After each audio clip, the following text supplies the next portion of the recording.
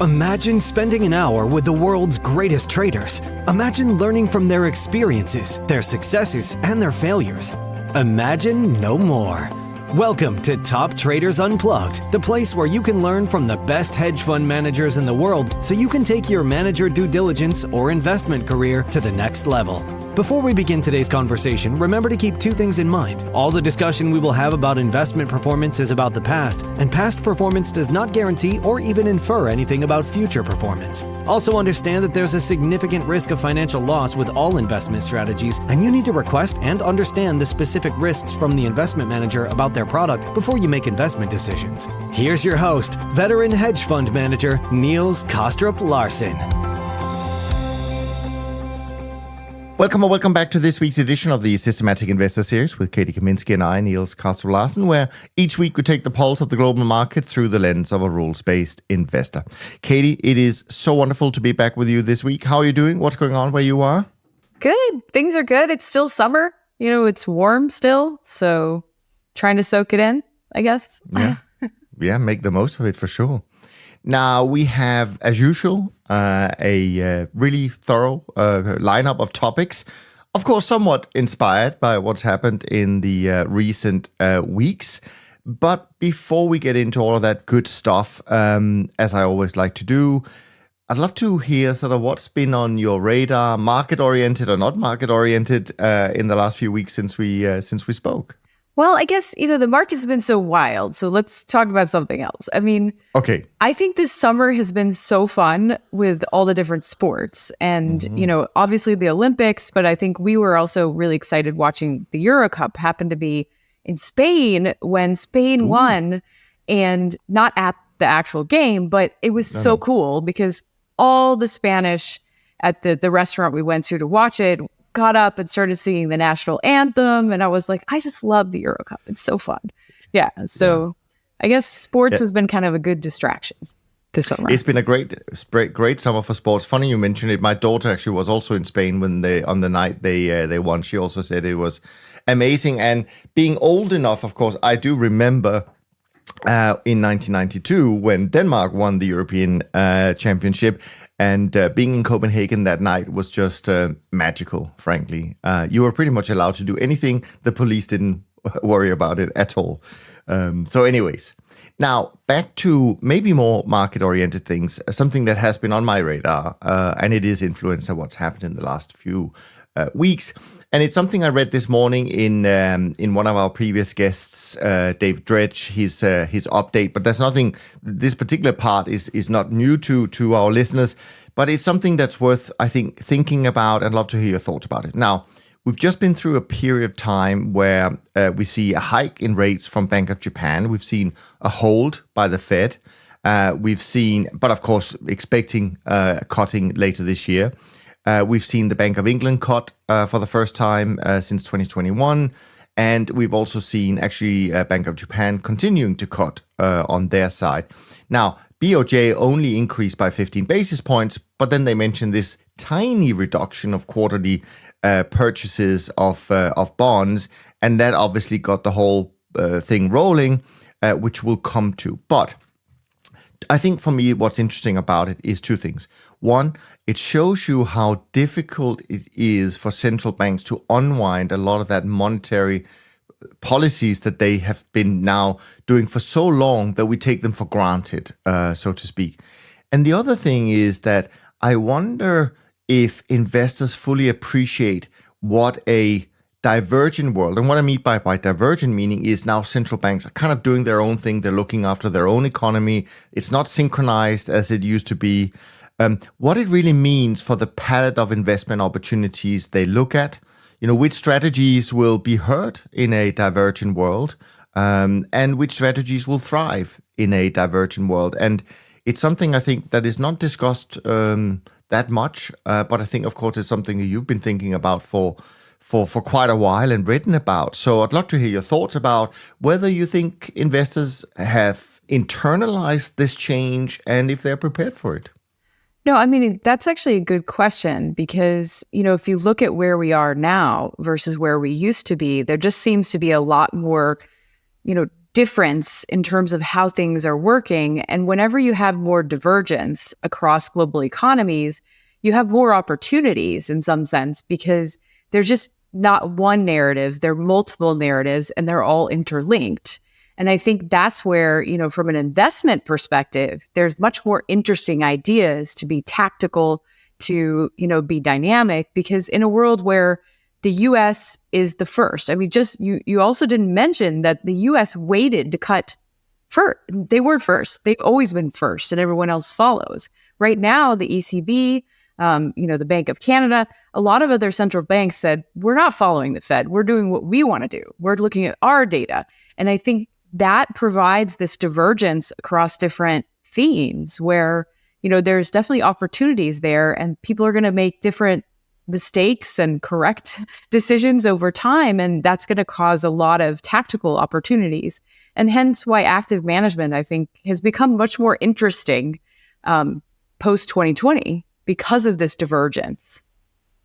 You mentioned, Katy, that in a divergent world, there are more things for investors to invest in. And I kind of thought, I wonder whether that's actually true, in the sense that I remember, I don't know if it was you who wrote about it or someone else, when they talk about this convergent, divergent universe, and they list a typical portfolio that an endowment or pension fund would have, they look at all these different strategies, but actually 85% or 90% of them are actually convergent strategies. And there's a very small sliver of divergent strategies they invest in. So I kind of wonder whether it might actually be really difficult for some people to find divergent strategies to invest in, because they're so used to being implied short vol, because they're the stable convergent strategies.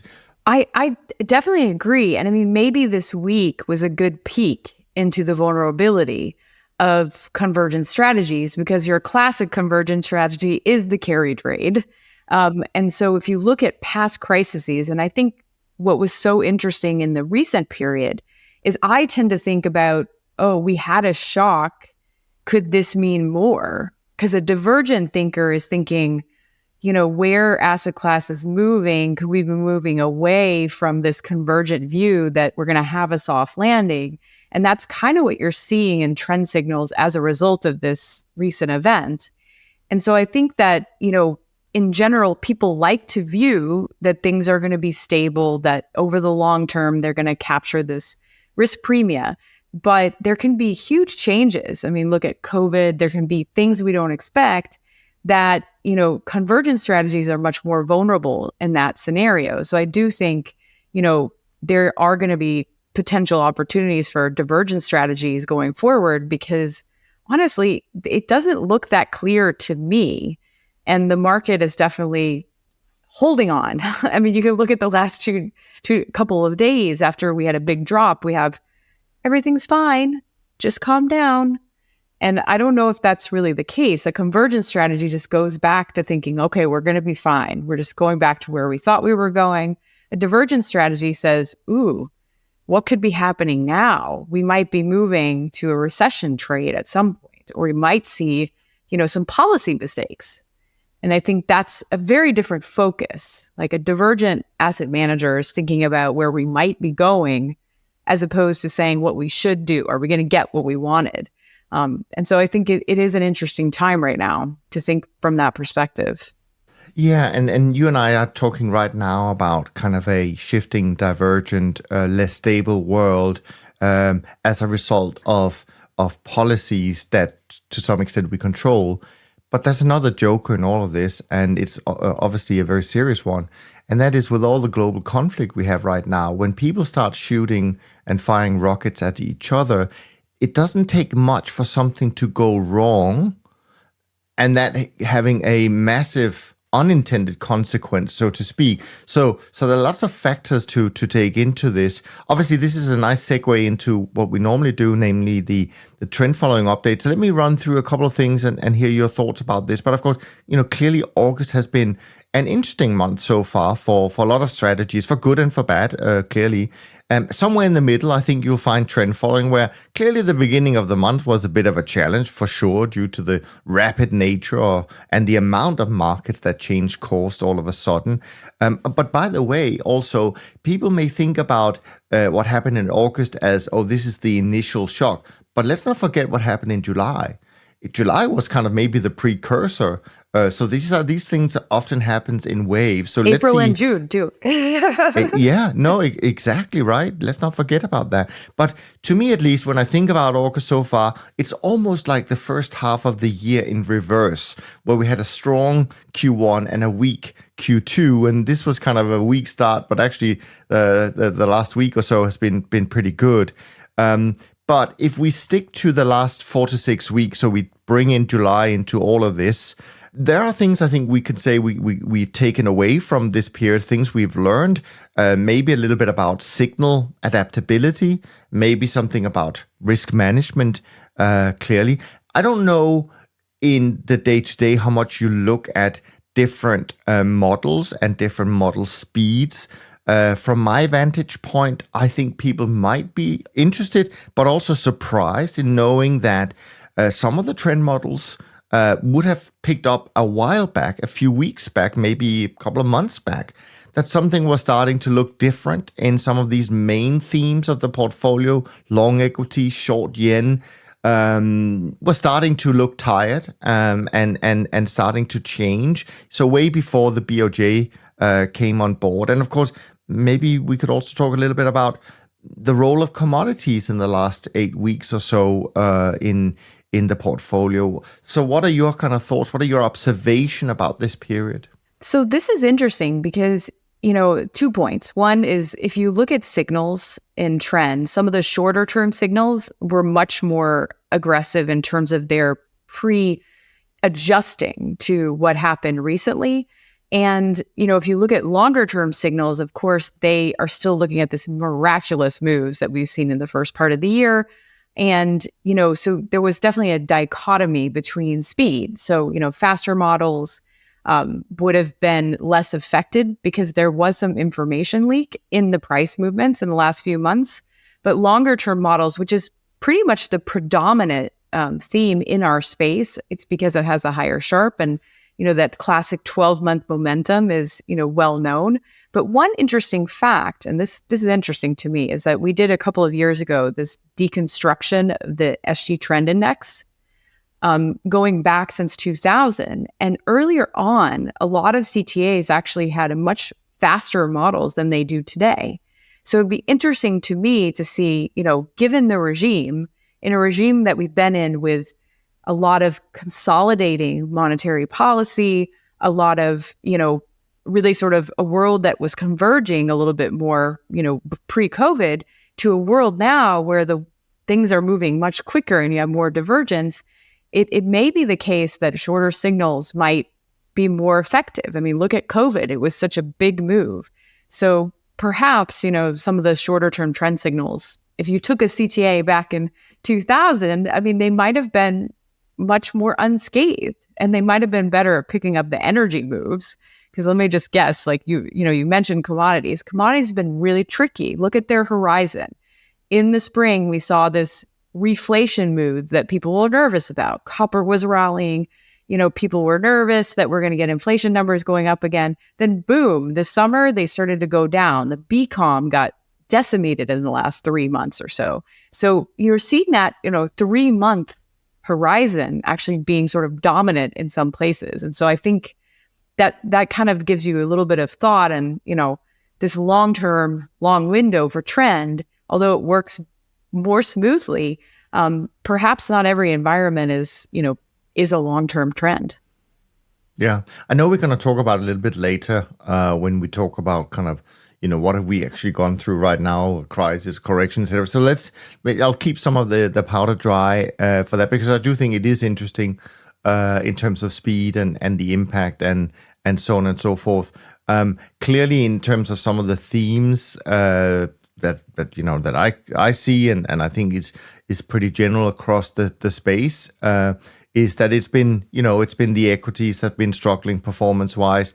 It's been some of the commodities like grains, maybe even some of the soft that has been trying to dampen, offset some of that. And then, of course, you have the bonds somewhere in between, because depending on how long you manage to get before this turned around, which of course also relates back to speed and so on and so forth. And then, of course, there's always the yen itself and how people have been handling this. My own trend barometer finished at 39 yesterday, which kind of suggests a neutral to weak performance right now for trend followers. And I think that's pretty much confirmed as of Wednesday, at least. BTOP 50 was down 2.25% for the month. So nothing dramatic, frankly. Up 2.99% for the year. SocGen CTA index down 3.12%, up 1.5% for the year.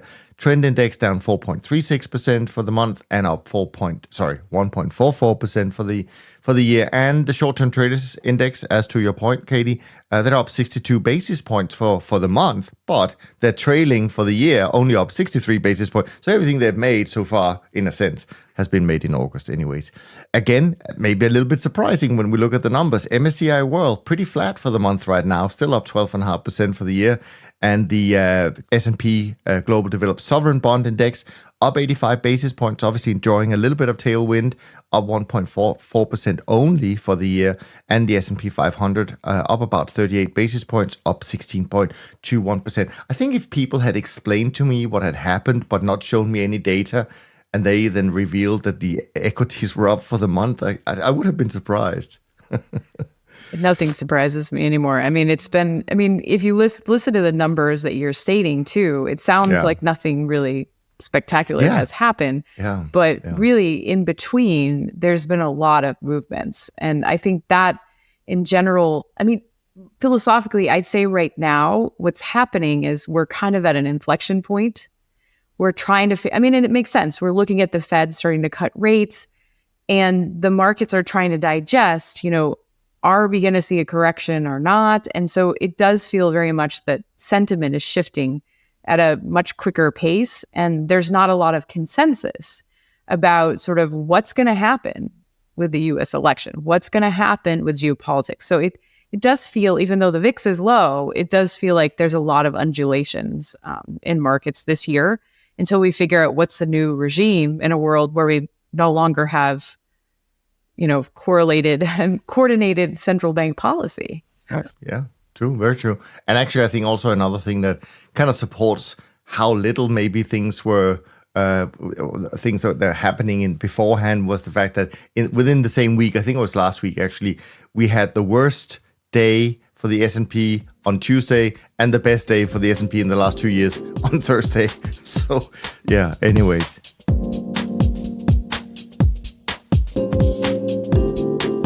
All right, we're going to dive into your first topic, which is super interesting, incredibly relevant, of course, as always.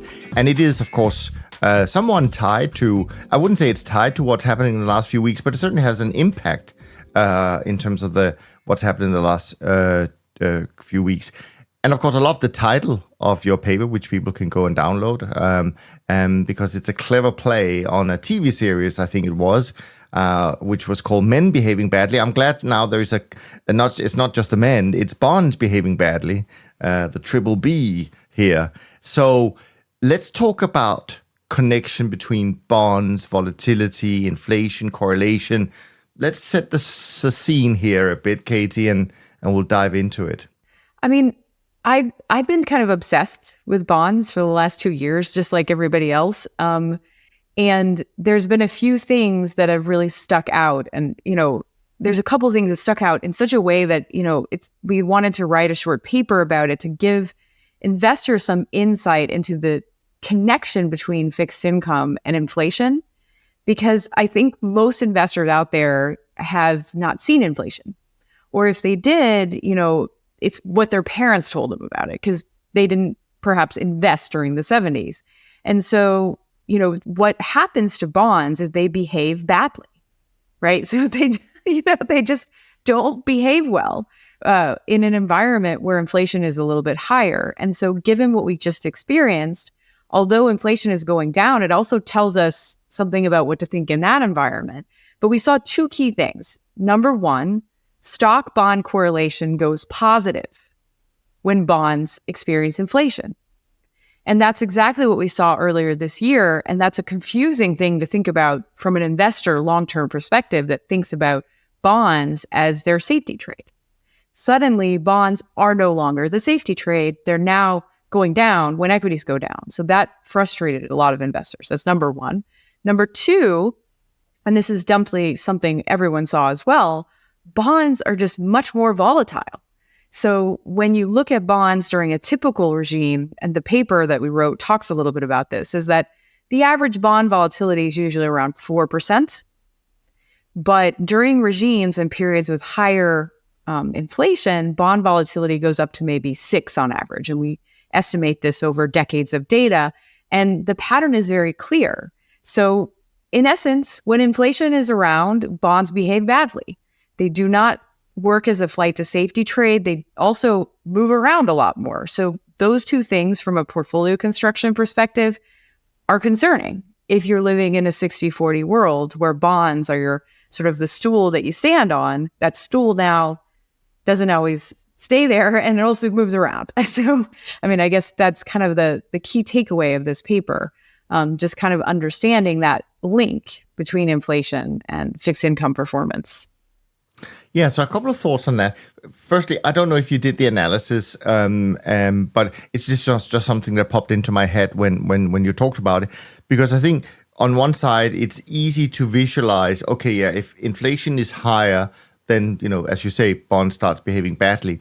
But there's actually two types of inflation in my view. There's kind of the level of inflation, but there's also the volatility of inflation, so to speak, how predictable or unpredictable it really is. And I don't know, I've not done the analysis myself because I don't know how easy it is to systematically determine what's a volatile environment for inflation, what's not. I don't know, but I was kind of wondering whether bonds might even behave even worse in an unpredictable high inflationary period, which, and the reason I mention it, is something that I might think we may be in or heading into, so to speak. Exactly. I mean, I think the challenge is going to be, it could also be, deflation could also be bad too. I mean, so what you're talking about is volatility in inflation. And the reason that's important today is, you come away from this paper and read it and you see like, oh, you don't have as much diversification, but you also have to ask yourself, where are we today? And even though things look very smooth, and that's a very convergent view, by the way, that bonds, are going to behave better because inflation is going down. The CPI came in very nicely, things looking very smooth. But anybody who's studied inflation knows that it doesn't tend to just disappear. It tends to go in waves. And right now we're on a downward wave. The question is how strong and what type of acceleratory force are we going to have on that downward wave? Are we going to go from high inflation to moderate inflation to deflation? Or are we just is it going to peter away and sort of go back to normal?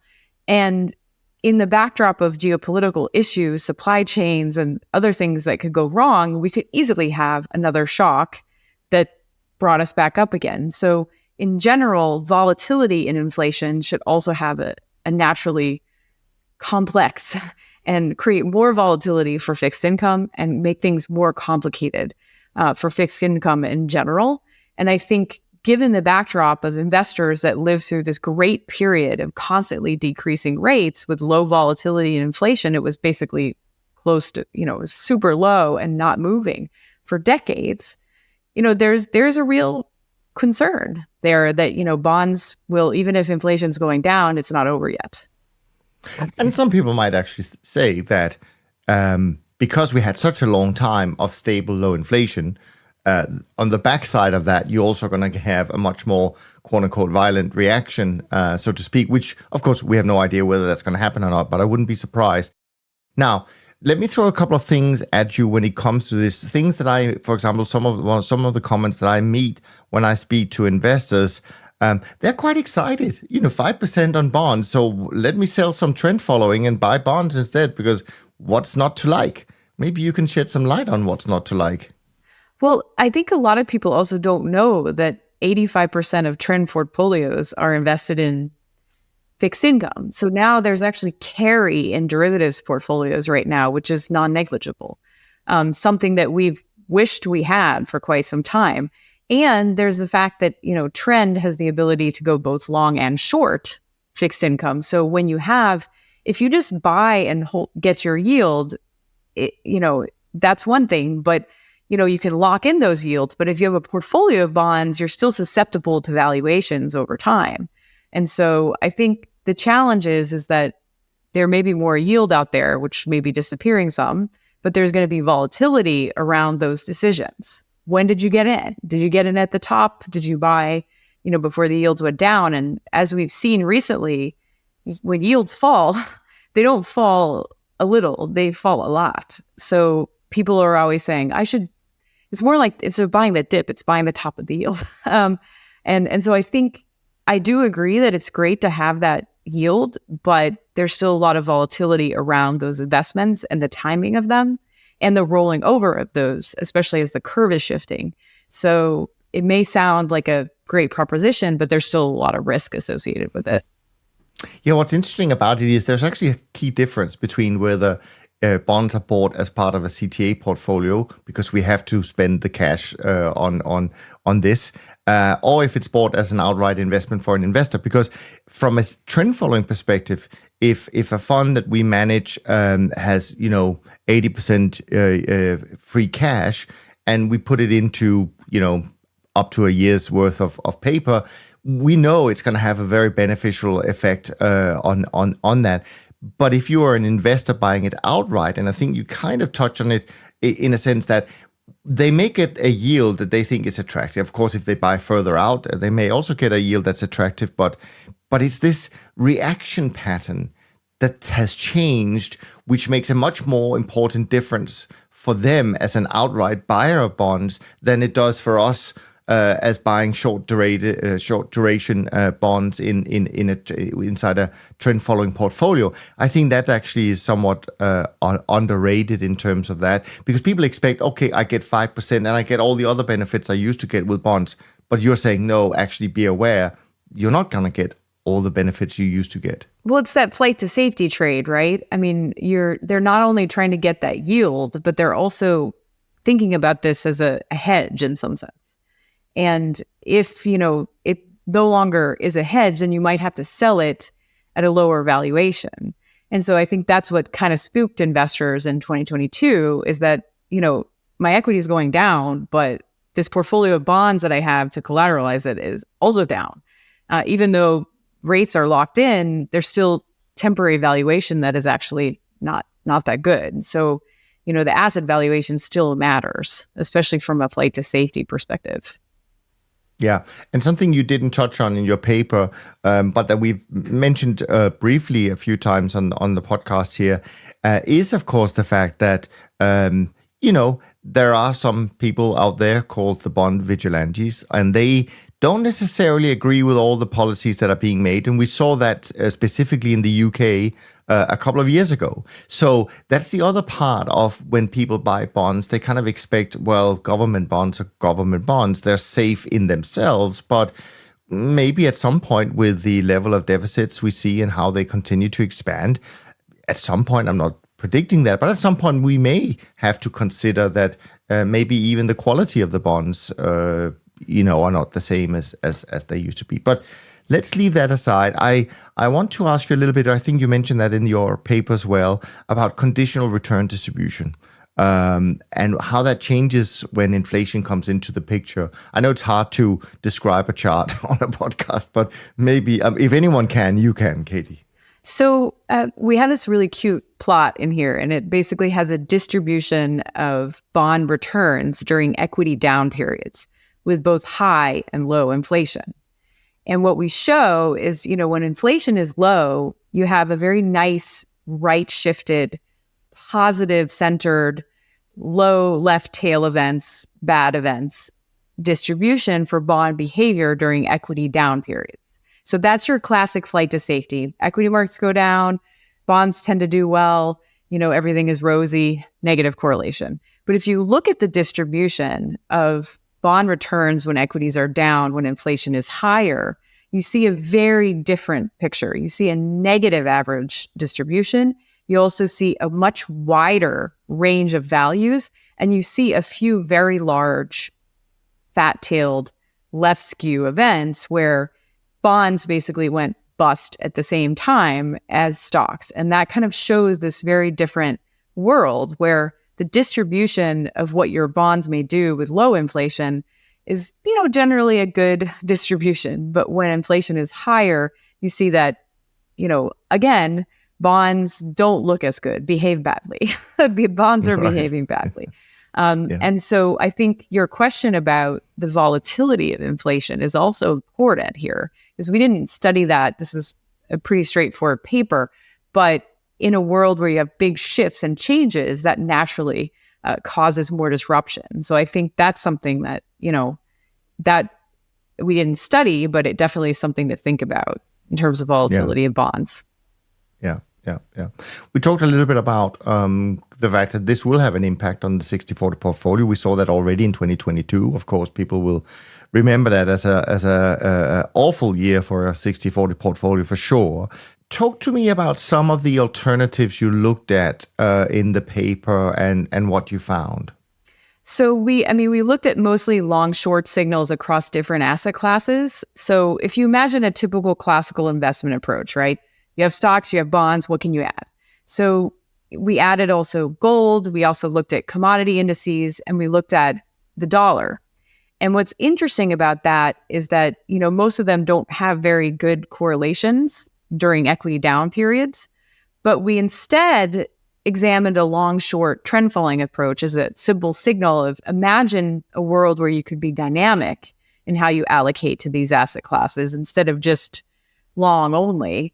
What kind of correlation benefits can you get during equity down periods? And what we found was that long-short positions in fixed income, so being able to be long or short, had a negative correlation with equities during down periods. So being able to have that flexibility. And secondly, you also see that in the dollar index, you also have some negative correlation, and even gold. So being able to be long, short, and strategic in those, or tactical in those environments, either direction, when equities are down, has that negative correlation, which is diversifying. And commodities actually went from having a very positive correlation to a flat correlation, basically close to zero, which is much more diversifying, because at the end of the day, for an investor, there's two things that kind of matter for portfolio construction. Number one, correlation across the assets that you own. And number two, the level of volatility that you add to your portfolio. So if you just add long-only bonds, you have something that goes from negative to positive correlation that also increases in vol, which means your diversification of your 60/40 goes down. Whereas if you add things that have that negative correlation during down periods and also, are, could be, for example, managed, so you don't have extra vol from that, then you actually can provide a lot more diversification when a 60/40 portfolio will struggle. It's interesting you mentioned that, and it's not surprising to me, I guess, but what's interesting about it is that so many people continue to talk about, you should just be long gold. Like, okay, it'll solve all your problems, just be long gold. Now, I know some of them, and some of them I respect a lot. They do it, they also talk about it for different reasons. It's a slightly different role, but I still think there is this perception out there that people think that long gold will always be beneficial kind of in an equity downturn, or if inflation spikes. But I just don't see any consistency in that argument. You clearly have also found that taking a long short approach would be better. And it brings me to this point about, I just wonder if we are doing ourselves a disservice not labeling what we do using the words long short kind of global futures instead of managed futures, instead of trend following. But people can tend to understand the word long and the word short, and so I know we're not, you and I are not going to change the way people talk about what we do, but I think it's very descriptive to just break it down simply and say this is what we do and this is why it works. I agree. I mean, and I think in the space where people are generally long only, the simple explanation that you don't have anything that goes short. in your portfolio. And we're also adding some asset classes that you probably don't have. So things like gold, other things. It's just expanding the number of opportunities set that you might have across different macro regimes and different environments. And I have to agree with you on the gold point, is that assumption that gold is going to do well during any recession or inflation, it may be true on average, but the timing of those is never perfectly synced with those markets. So there is some essence of being able to capture the trend when it's actually happening. I mean, if you look at gold, it's been more resilient, but there's been volatility in gold too. So any particular recessionary period or challenging period where people turn to gold based on this safety trade, there's always some residual of like, at what time? And when does that gold trend actually have the most juice? So if you just buy it long, on average, it does work, to some degree with a lot of noise, but being a little more tactical might make sense. So, and then will it overextend? And then you should be going short. I mean, when it ends, right? So I think the long short point is really the ad of having a dynamic strategy, is that with the 60-40, you have no ability to do that. You can't capture these type of environments because the market moves aren't all long. A lot of things work, Katy, when you hold it for 20 years. People just forget to talk about the 10 years where it didn't work in between, but there we are.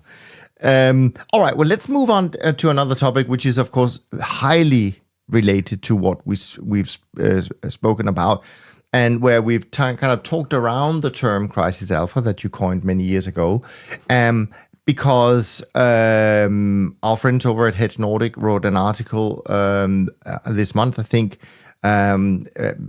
very well headed, crisis alpha and short supply, because they were talking about what has been going on for a few days in early August. And of course, when you look at the CTA returns, they were not positive early on in August. And they, I think, went to your old shop, so to speak, RPM in Stockholm, and got some sense in terms of what's been going on. And they even also mentioned the fact that this has been going on in kind of a two-stage attack, so to speak, on trend. Namely, a big part of July was challenging for trend followers. And then, of course, the first week of August, very challenging. Talk to me a little bit about when you read an article like this. It opens reopens the discussion about first responders, second responders. What are the roles in the portfolio? How do we define them? I'd love to hear your thoughts, your kind of recap of that. And then, of course, as you and I already touched on, a little bit about speed when we talk about this. But yeah, I mean, I get a lot of questions about this, because this concept of crisis alpha, it's really, opportunity gained during periods of losses in markets. And there's different types of crisis alpha, right? There's the, short-term losses, which is a very different crisis, versus sustained losses. So for me, a crisis is a sustained period of losses in markets, meaning months to a couple of weeks at least. Whereas a correction is when the markets go down and then come back to where they were. So there isn't really a crisis per se of classic sense when you have something that happened last week. It's very difficult for trend followers, because if you look at the frequency that we trade the markets, there's very little ability to be that quick to react. And we're following sort of medium to long-term general themes in the market. So crisis alpha will be in short supply for strategies like ours in a very, very quick environment. On the other hand, what does make me interested right now is that if you look at where trend signals have pivoted, we went from a situation where we were short bonds, long equity, and generally long commodities, and long the dollar too, but that's a little more complex, to now trend signals, although they're weak, they are still slightly long equities, but they have long fixed income views and short commodity views and neutral in the dollar. That looks a lot more like a recessionary type signal. And so the question will be, does this correction eventually turn into an actual crisis, or was this just noise? And so I think the challenge for investors is going back to that first responders, second responders, third responders. The first responders are things that actually benefit when the VIX spikes. They're sort of short-term trading, their options, it's very hard to capture those big moves at the beginning. But the second responders are things that kind of see that something is changing, change positions with it, and then eventually follow that train if the train goes running off the tracks. And I think that is where there's a huge difference in terms of understanding these strategies, that really it's not just about one day, it's about much more prolonged periods of crisis that are more interesting for the strategy. Yeah, I want to remind people that Alan, Don, and I did a long-form conversation with Katy last year, and where we actually dive a lot deeper into crisis alpha. And Katy shares the original definition of crisis alpha, which is a lot more nuanced to what people have used it for. And I think it's really important people go back and listen to that conversation. It's in the Top Traders Unplugged series, and you'll find it very easily. The other thing that I think is interesting about this discussion, crisis versus correction, is that a crisis can be so quick that you and I would classify that as a correction. And that actually might not hurt too bad for a trend follower because we're simply too slow. It's a blink of an eye and we're back to where we were, so to speak. But then people might not appreciate necessarily that it can still affect our positions because volatility would have spiked. And we will pick that up regardless of whether prices go back to where they came from. So there are a lot of moving parts in all of this. Whereas maybe going back to the point about speed, where a short-term strategy, and I loathe to use the word short-term trend following because I don't really think there are short-term trend followers, but let's say a short-term strategy might do really well in the first or second day of a of quote unquote the correction or crisis. But if it turns back, as it almost has been this time around, that markets just jump back straight away, they're going to be on the wrong side of that trade in the rebound. Again, very difficult for them, very difficult for us to be on the right side, depending on the literally the speed of the market change.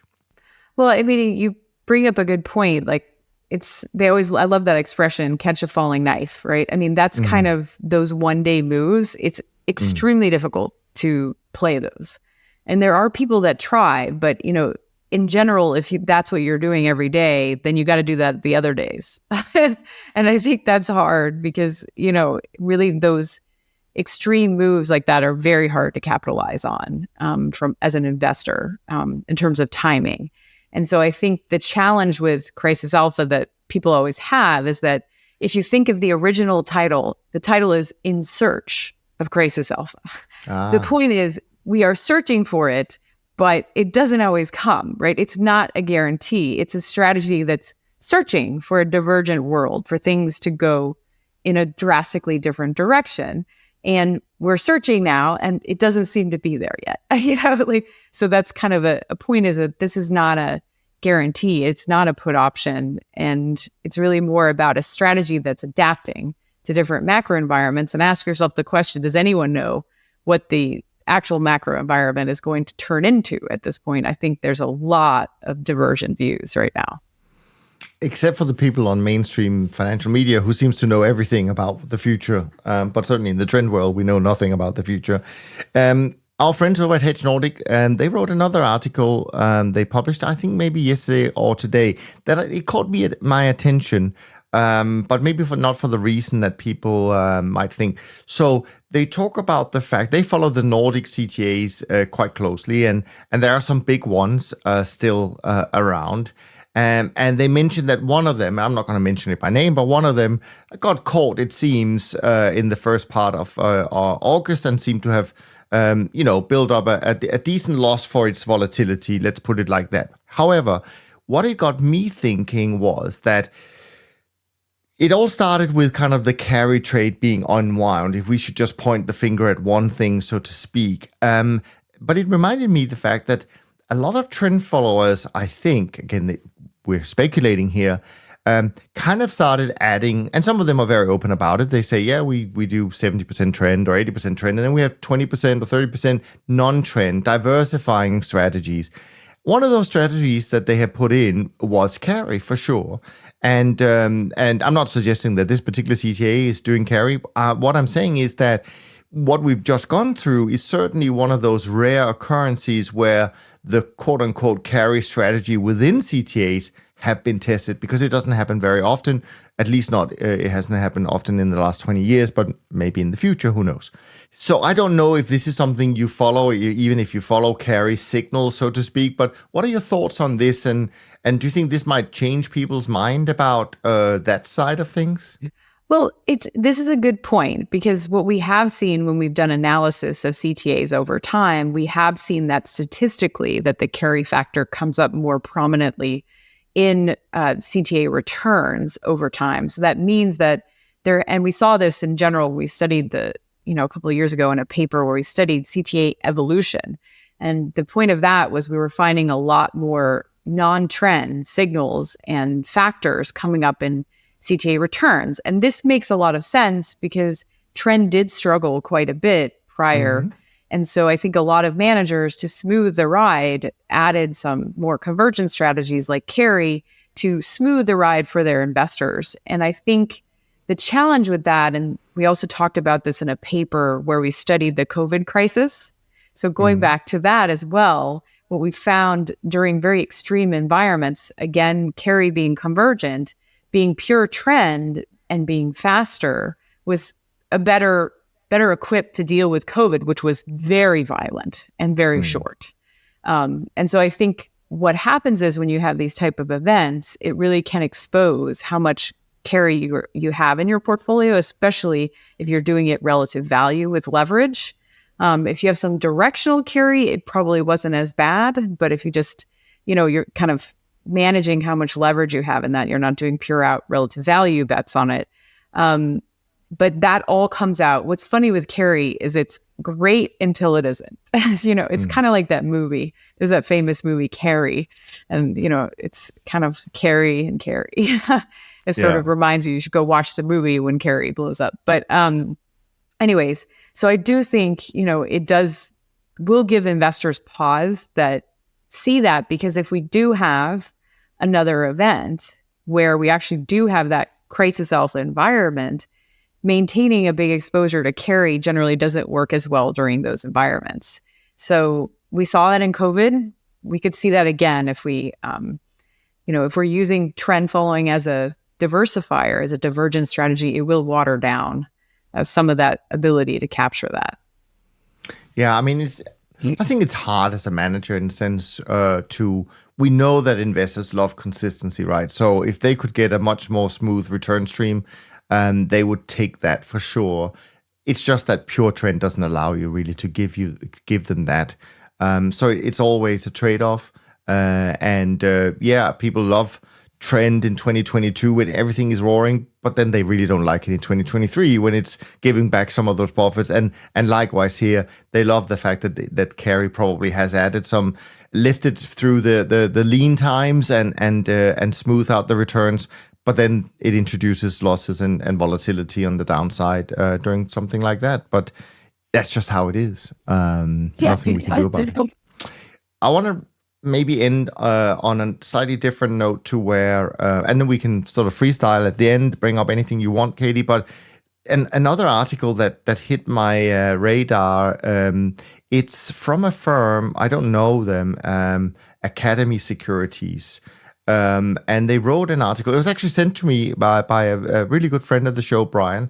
And the headline is, did the VIX really hit 65 on Monday, which was the 5th of August? And so they go into kind of a somewhat deep analysis as to what actually took place. And they mention specific time stamps and so on and so forth. And a level of 65.73 on Monday, which I think was the highest VIX level reported, is a very high level. It's very rare we go to those levels.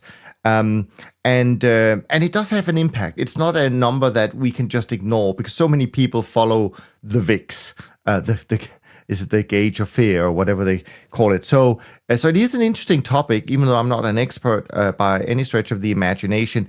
They go into some of the reasons why it may have been calculated at 65, things that I didn't even know, that it's a very short window of time. They use the for the options that prices the VIX, and they talk also about where the futures contract for the VIX was trading around the same time, which was much lower than 65.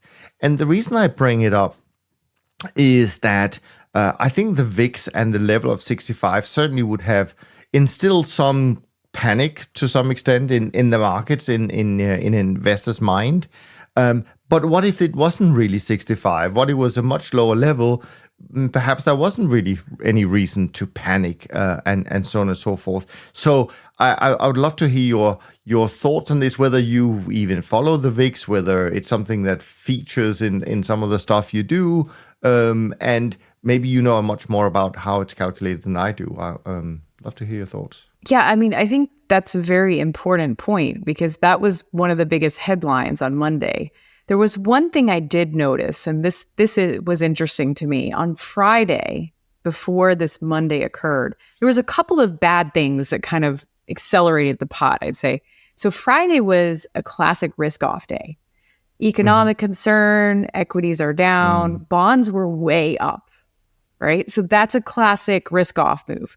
It turns out then we had into the weekend, and we saw this big moves in the yen before the opening on Monday. So we're kind of going into this straight up cold turkey into the Monday morning. And if you look at asset classes in the US, the bonds actually didn't rally on Monday that much. So it was less of a risk-off move. It felt just like a recalibration, an equity shock on Monday as a result of the carry trade unravel and sort of the big moves in the yen. So what was interesting to me is that what started as risk-off turned into Japan, and sort of a systemic effect of Japan and how many people were in positions related to Japan on Monday. And the fact that the VIX if it wasn't really 65, that wouldn't surprise me. But what concerns me is that the VIX is really the thing that people talk about, and it was all over the news. And so everybody going, the VIX is 65, that is like, it's 2008, freak out, and I'll tell you one other funny fact. This is a cool point, is that they've done some studies, and back at MIT, the MIT Financial Lab for Financial Engineering had done some cool studies where they measured traders' reaction physiologically. And they found that stress levels of individuals were directly correlated to the VIX. I'm not saying that they were looking at the VIX and it made them stressed, but that when the VIX is high, that people are stressed out. And we know cortisol is going to make you go to McDonald's and have some French fries, right, because you're stressed out. And so, if in fact that is an artificial number, there could be some feedback effects of that people look at that VIX and they report about it, and then people think that it's a bigger sign that we actually hit a real recession move and that it is time to panic. I don't know which one is right. Is it the chicken or the egg? But, the VIX is a very, very important barometer, especially for financial media and for just investors as a whole. So that is a very, very interesting paper.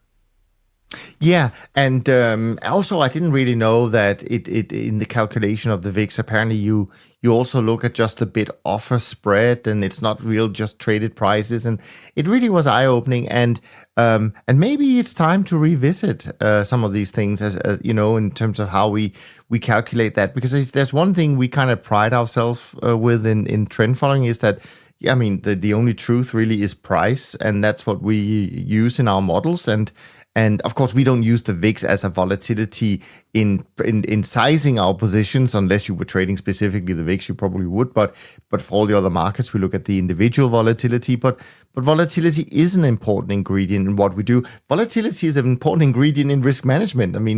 VAR models, value at risk models, are used by many people around the world. Which, by the way, was another paper. I can't remember if I discussed it with Nick last week about, kind of a lot of people have adopted the VAR methodology in their risk management, but what happens is if everybody follows VAR and we all have to delever at the same time and so on and so forth. But of course, not all trend followers use VAR. We know that for sure. But still, that a lot of interesting things come from periods like this. that we can all learn from, and I think also more importantly, investors can use for assessing some of the strategies they've been looking at or invested in, to see how they deal with these situation. Overall, my impression is that on an industry level, we've done pretty well so far. I mean, as I mentioned earlier on in our conversation, the indices are down a little bit, but no panic, nothing untowards compared to other periods with stress. And maybe it's a good reminder for people that equities can actually drop 12% in a day. They did it during COVID, and now they did it in Japan out of nowhere. So risk is different. You just need a catalyst, right? I mean, I think that's what COVID taught us, that you just need some sort of catalyst to shift sentiment. And I think that's why I mentioned what happened on Friday and Monday, because to me, the story makes sense after the fact. You had nervous investors that were worried already because there was some risk-off behavior. Then you have this massive Japan-focused event, which kind of served as a catalyst for deleveraging.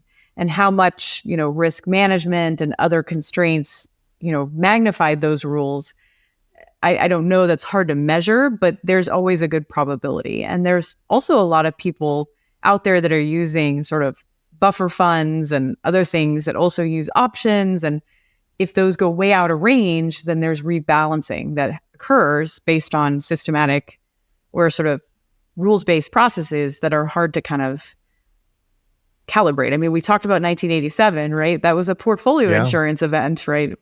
Everyone's selling off at the same time. So it looks like we're kind of still up to our old tricks in markets, no matter what. So, although I wanted to end on a note of new tricks, because I think you told me once that recently that you were on some kind of AI panel, and I was just wondering, a lot of people think that AI, that's going to be the solution to all our challenges in the investment management world. And I'm just thinking, even with AI, what on earth would that have helped in the last 2 weeks with this situation? And I can't come up with one single idea that it would have been proved. I mean, it's really hard. Like, a big move like that is really hard to predict, and it's really hard to trade. And oftentimes what we've learned is not overreacting is probably the best thing to do. And I think as systematic managers, it's particularly interesting, these environments, because you get a lot of questions like, what are you doing? And, we say we're following our process. And that's, that has worked for us, and it does work on average to remain calm. I mean, because look at today, like somebody could have panicked and sold out of everything at the bottom on Monday. And then, everything's back. And so it would have been better if they just didn't watch the news and see the VIX at 65 and then go sell, right? And that's kind of the challenge, is sort of sticking to the process and not overreacting in the heat of the moment is important. Couldn't agree more. They don't need to watch the news. They do need to listen to our conversations, though, Katy. And I really thank you for yet another super insightful, engaging, fun conversation. I'm sure people listening to us have learned a lot from you today, like I have, and can't wait to do it again in a few weeks. If you enjoy these conversations, why not head over to your favorite podcast player and leave a rating and review to show how much you appreciate Katy and all the time she puts into this. And also, if you want to send a question in, next week I'm going to be joined by Rich. So that's going to be another hardcore trend conversation, I think. So if you want him to answer some questions, send them to me. info@toptradersunplugged.com is the usual email, and I'll do my best to bring it up. From Katy and me, thanks ever so much for listening. We look forward to being back with you next week. Until next time, take care of yourself and take care of each other. Thanks for listening to Top Traders Unplugged. If you feel you learned something of value from today's episode, the best way to stay updated is to go on over to iTunes and subscribe to the show so that you'll be sure to get all the new episodes as they're released. We have some amazing guests lined up for you, and to ensure our show continues to grow, please leave us an honest rating and review in iTunes. It only takes a minute, and it's the best way to show us you love the podcast. We'll see you next time on Top Traders Unplugged.